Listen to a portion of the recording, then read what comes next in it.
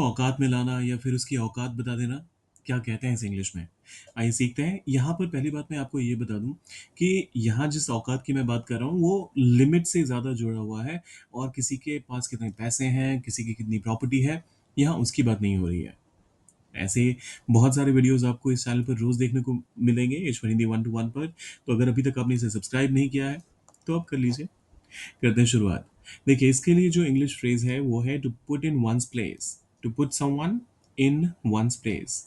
अब एग्जाम्पल के तौर पे पहला स्टेटमेंट आता है, अपने विरोधी को हराकर उसने उससे उसकी औकात दिखा दी।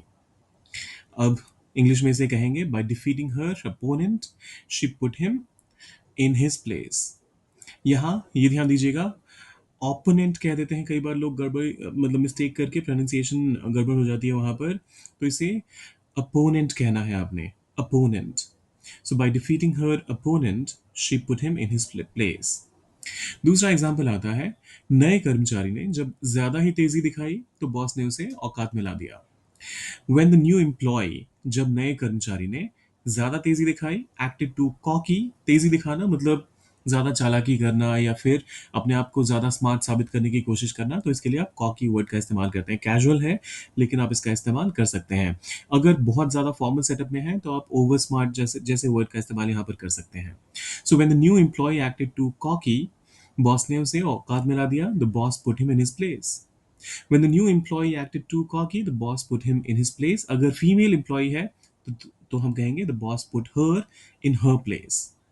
एक बार फिर से, when the new employee acted too cocky, the boss put him or her in his या फिर her place.